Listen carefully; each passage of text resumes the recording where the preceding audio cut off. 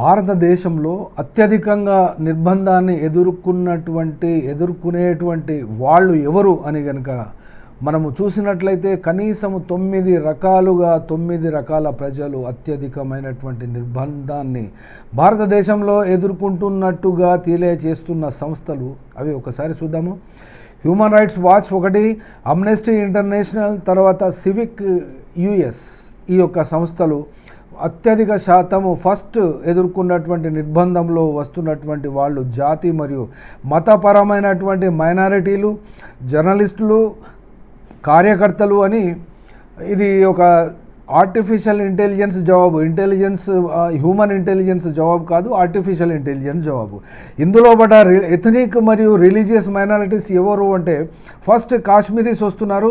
2019 తర్వాత అనగా 370 ఆర్టికల్ను అబ్రిగేట్ చేసిన తర్వాత armed forces special powers act ఒకటి, దీని ద్వారా అక్కడ తీవ్ర నిర్బంధాన్ని భారతదేశ ప్రభుత్వం అమలు చేస్తున్నట్లుగా, అట్లాగే అన్లాఫుల్ యాక్టివిటీస్ ప్రివెన్షన్ యాక్ట్, తర్వాత భద్రతా బలగాలకు విపరీతమైనటువంటి అధికారాలు మరియు వాళ్లకు ఇచ్చినటువంటి స్వేచ్ఛ వల్ల ఈ యొక్క నిర్బంధకాండ కొనసాగుతున్నది అని చెప్తున్నారు.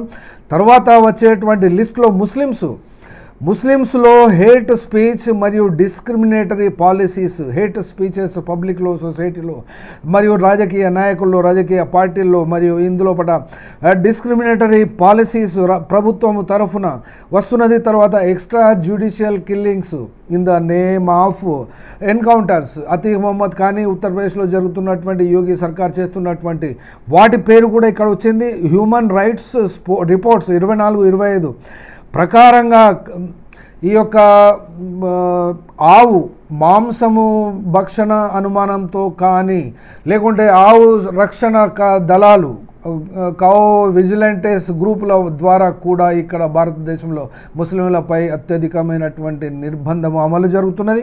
అట్లాగే 3వ స్థానానికి వస్తున్నది దళిత్ మరియు ఆదివాసులు. దళిత మహిళలు అత్యధికంగా sexual harassment and sexual related వైలెన్స్ను ఎదుర్కొంటున్నారు. కౌంటర్ ఇంటెలిజెన్స్ ఉన్నటువంటి ఆ యొక్క ప్రదేశాలలో అనగా మధ్య భారతంలో కగారని చెప్పుకోవచ్చు. తర్వాత వచ్చినటువంటి ఆ ప్రాంతం తర్వాత కుకీ జూ, మీటి మణిపూర్లో జర్నలిస్టులు, ఆదివాసీలు కూడా ఈ యొక్క యూపా ద్వారా మరియు ఫారిన్ కాంట్రిబ్యూషన్ రెగ్యులేషన్ ద్వారా students, labour activities, farmers, LGBTs, refugee, Rohingyas ఈ యొక్క CAA 2019 వచ్చిన తర్వాత దేశం అంతా ఎదుర్కొంటున్నారు. అంటే మిగిలిన వాళ్ళు ఎవరో లెక్క చూసుకోవాలి ఇక్కడ.